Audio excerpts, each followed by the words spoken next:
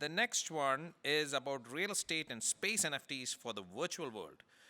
Welcoming Luis, Meta Estates Lab, Sissi, Tomas, and Antonio. Give them a big hand, guys.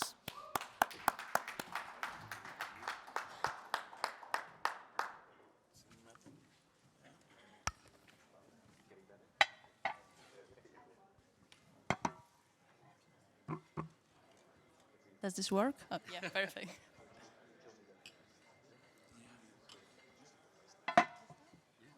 Hi, everyone. Thank you so much for coming.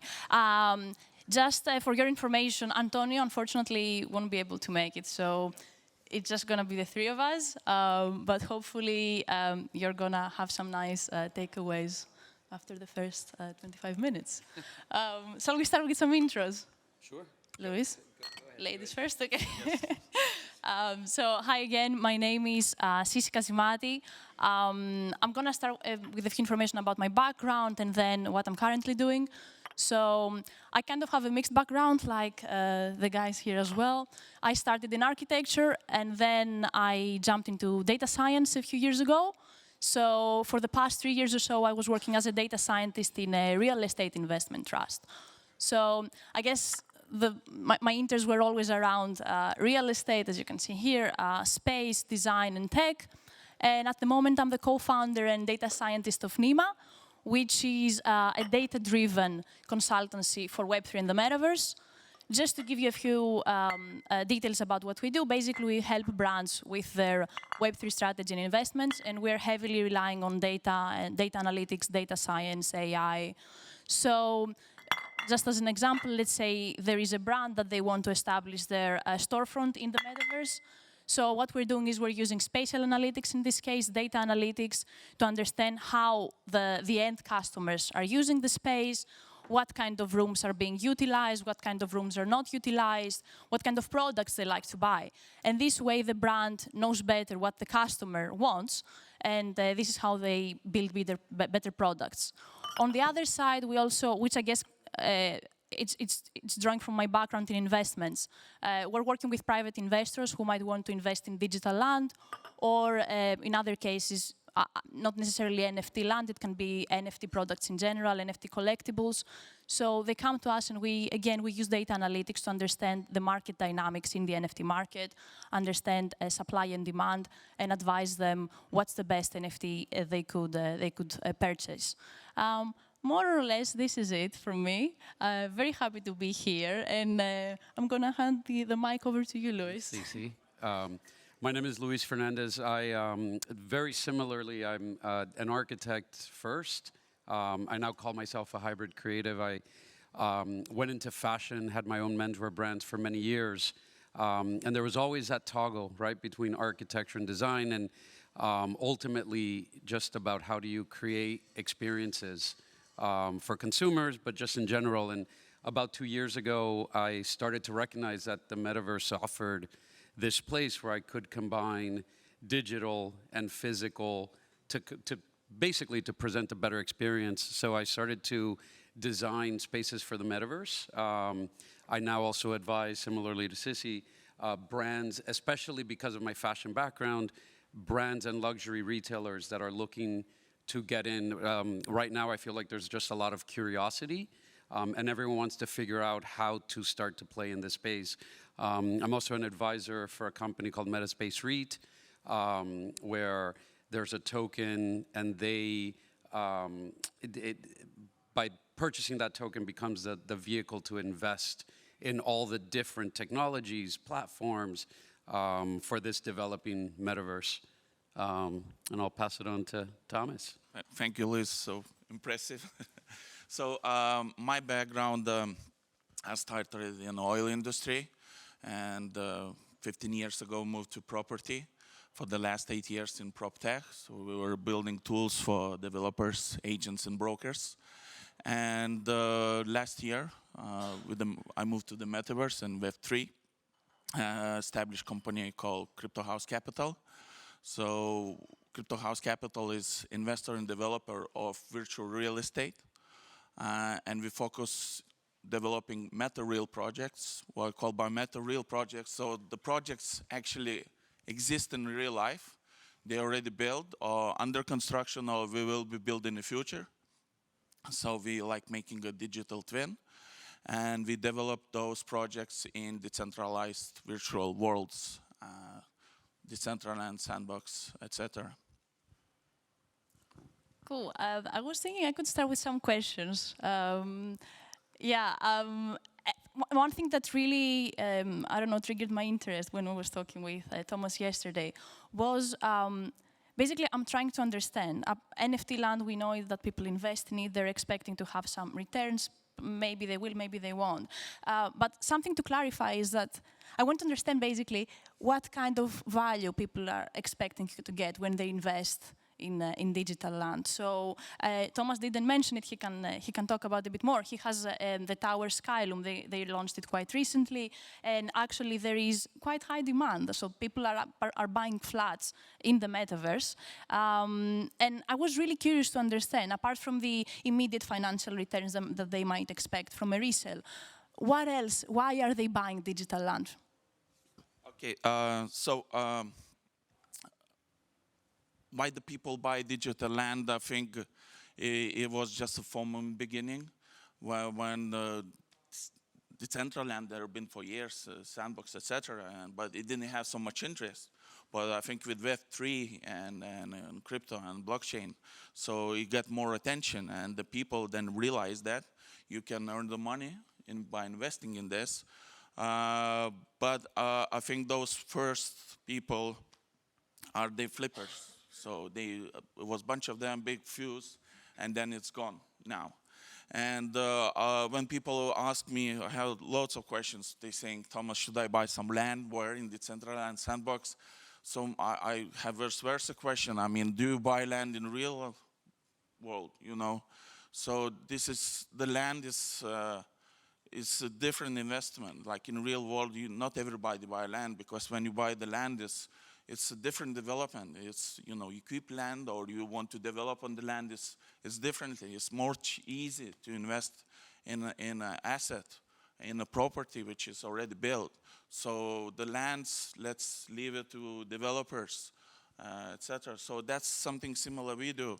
The whole process, developing in the metaverse, and it's no different than in real life. So the first stage, we need to have a project, architecture. We're talking with the architects. We're using same drawings as they building in real life. Then we need the financials, etc. The only difference is in metaverse, it's construction. So in real life, we have plumbers, electricians, lots of headache. But in metaverse, our construction people, what we call is 3 different teams. One team is 3D team, 3D artists, developers, renders, etc. The second team is game developers, and the third team is blockchain developers. So this part, I love it. It's much easier than we're working with real construction people in real life. And yes, so the Skylum, it's a material project. The Skylum is under construction now in Vilnius, Lithuania. It's a skyscraper. And we make a project with the developer. They approach us, say, Thomas, let's do the Skylum in Metaverse. Our focus actually was, we were planning focus on commercial and social projects like schools, universities, arenas, office spaces. But well, yes, we said, let's try it. So yes, so we're building Skylum. We're not building yet, as in real life. First, we do the sales.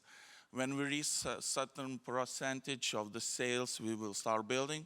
Of course, our building procedure is much quicker than in real life. And yes, it's a lot of interest on the project. And in the very beginning, we thought, okay, who will be our customers? So we understood it's going to be crypto community.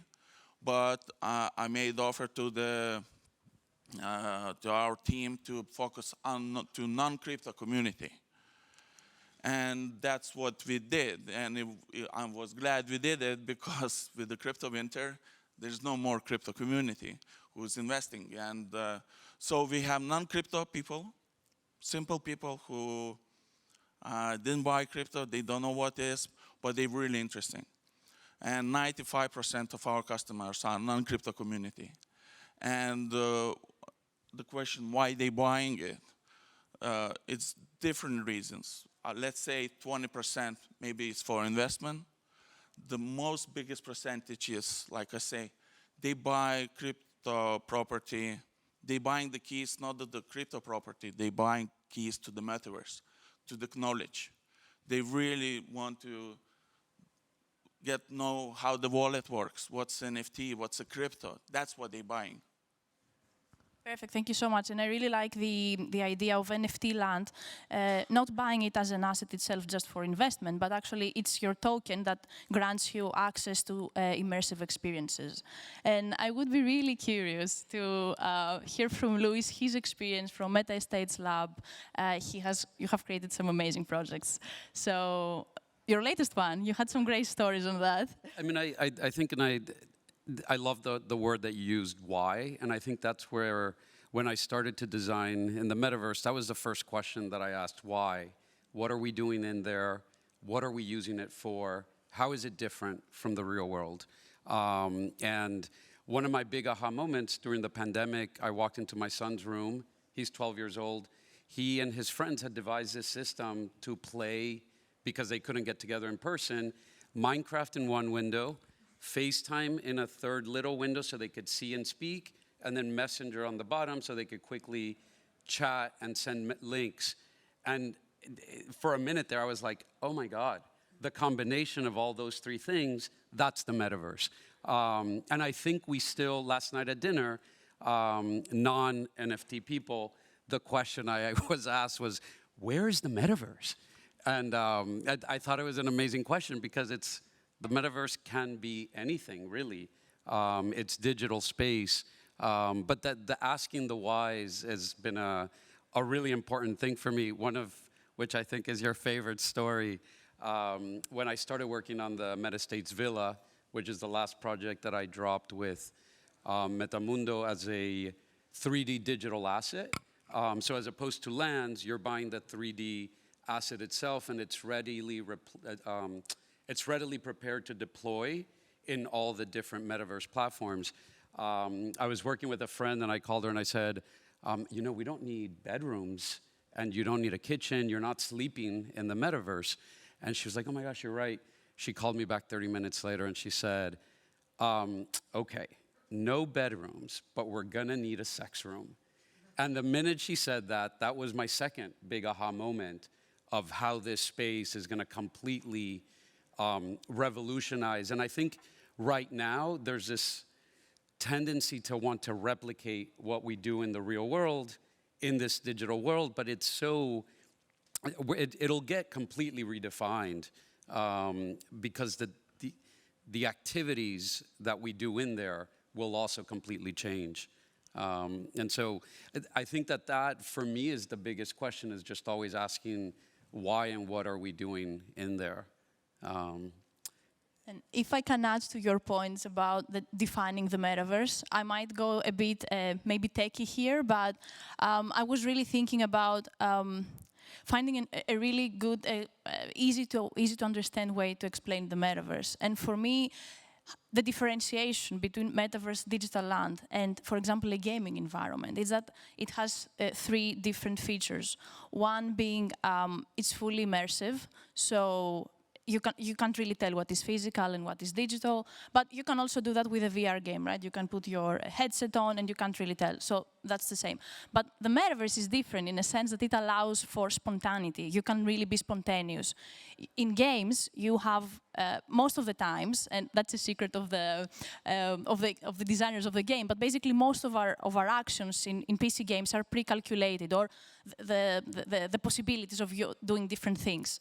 The reason being, it's too heavy to load everything spontaneously in real time. The metaverse is completely spontaneous, so there is a really big technology behind what we see here. And behind what we sometimes see that is a bit ugly, might be a bit glitchy, there is so much work behind it. So the metaverse is actually something that is immersive. It allows for spontaneous actions and in real time. So we're talking about loads of people being in the same room, and without your machine crashing down. I guess that's what, for me, differentiates metaverse from what we've seen so far.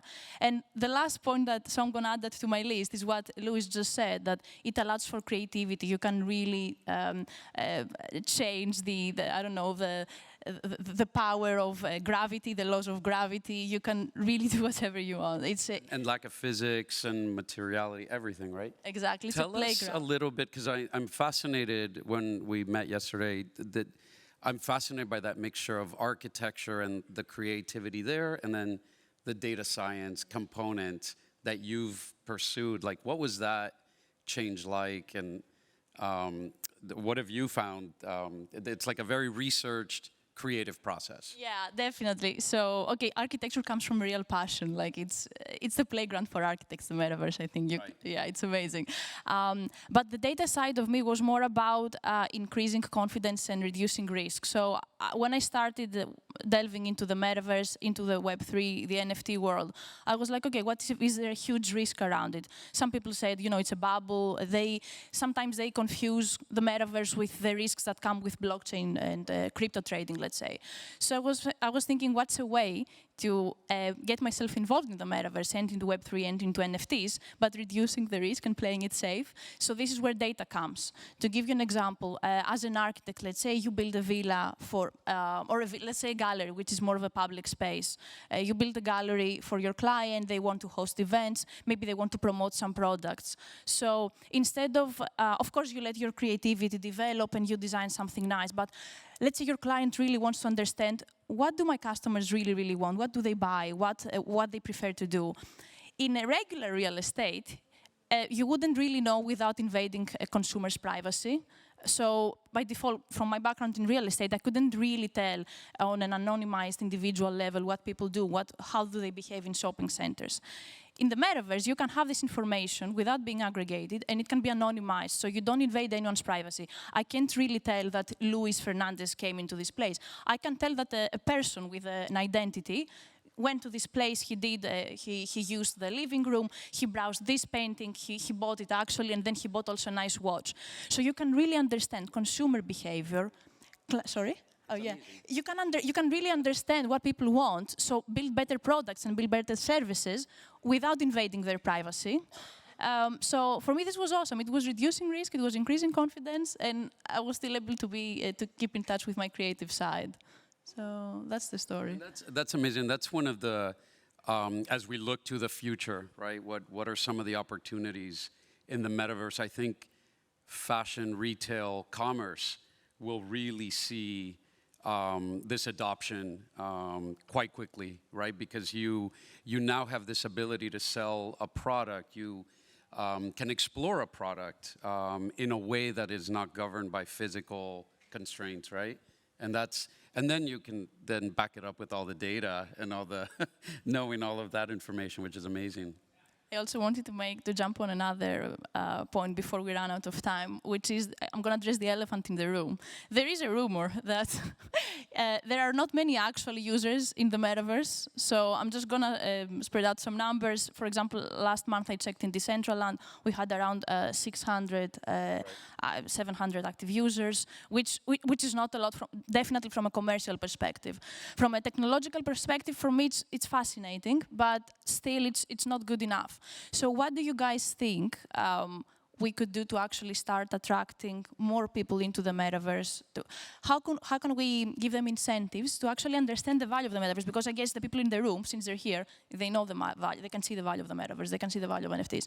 What can we do to actually bring the value, educate the masses and create more incentives to... Okay, yeah, I'll try to answer how I see it.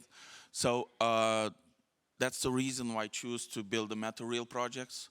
Like it's been said 1,000 times, it's too early. I wouldn't say it's too early for everything. It's too early. It's the right time now for research and development. It's not monetization. Don't think about monetization. That was the problem with DeFi and everything. So come back to this. The projects which was built on the construction, the Decentraland, Sandbox, etc.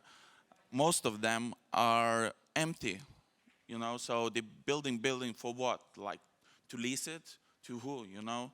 And I believe the very first projects has to come in, existing projects in real life, because those projects, they will bring community.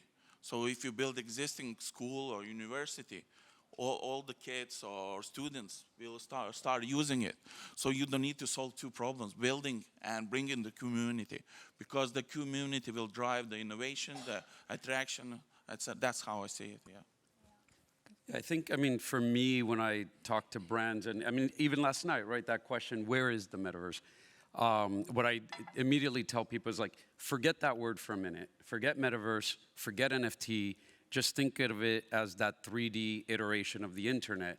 And the minute you say that, it kind of clicks for people. They're like, oh, that I can get my head around, right? That now instead of going to Gucci's website, you actually, and seeing pictures of products, you actually can walk into an experience that Gucci has curated for you that falls into place with the product that they're selling. And I think once you start to explain that, it makes sense. I think one of the issues I think that the NFT market and or the whole ecosystem is this messaging issue, right? Where what most of the mainstream adoption needs, the messaging has not been very clear. Definitely. Yeah, sorry.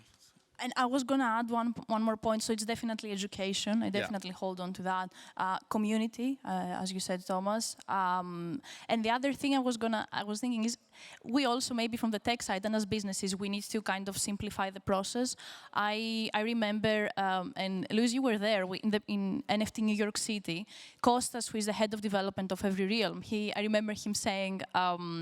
He said that basically our clients, they don't want to deal with the admin stuff of, and in the previous session, the guys mentioned that as well. Like, it's still kind of complicated. You need to set up your own wallet, so if we manage as service providers, as designers, as creators to remove this from our clients and make the process easier for them, I personally hope that it will be, I don't know, the audiences will grow organically.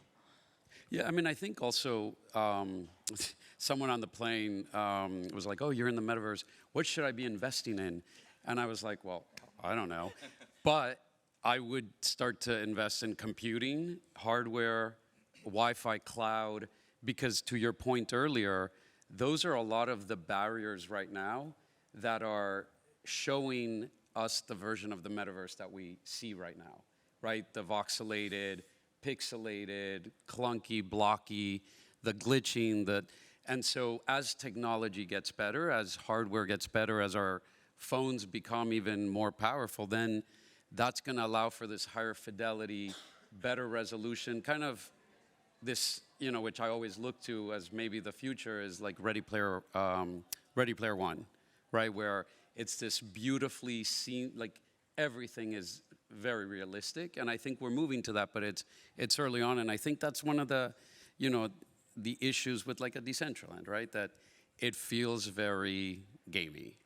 Yeah, but I've been asked to the same question, you know, like I prefer Decentraland, and because of technical reasons, but some of our customers said we need Sandbox. And I get it where it's coming from, because this is my personal story, how I got into the metaverse and Web3. It was actually quite recently, it was December. I asked my kids to make a wish list for Santa presents they want. Yes, so I have 3 kids, the girl 6 years, boy 8, and the teenager 13 years old. So with the help of the older brother, they make a list. And one night with my wife, I said, okay, we need to prepare for the presents, buy them, you know. And we started reading the list. So start from the little 6-year-old girl. It says shoes. Okay, shoes, she wants shoes. Then a coat. Okay, this is weird. They have plenty of shoes and coats. And the middle boy says wheels and some strange stuff we didn't even understand what they want. And the oldest one, it was 50 euros.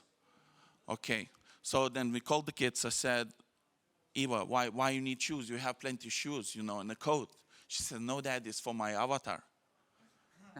So all the items was digital items. Non-single item was a real item. Okay, I got to my oldest boy. I said, you're a normal one. You want euros, that's fine. No, I said, Daddy, read it in small print. Spend it in Minecraft. Right. He wanted to spend. So, And that's, I mean, I think that's the biggest lesson, right? Like, there's this generation that already has their foot fully caught in this metaverse digital thinking. They're already there. And they're the They're future already there. consumers. So Yeah. I think it's not even a question of if, it's like, it's when, really? Right. they already live in metaverse. I right. mean, we just didn't notice. And the metaverse is not like this. There's one metaverse, and that's how I've been asked, you know. And even here I saw, this is metaverse, this is metaverse. There's no many metaverses. There's single metaverse. That way I explain. It's same as universe. We have one universe. It's not many universe, but we have different galaxies and planets in this universe. So. I've noticed that yeah. we're running out of We've time. got a big red flashing sign here. But thank you so much. We'll be around if you guys have other questions or want to chat with us. Thank you so much, guys.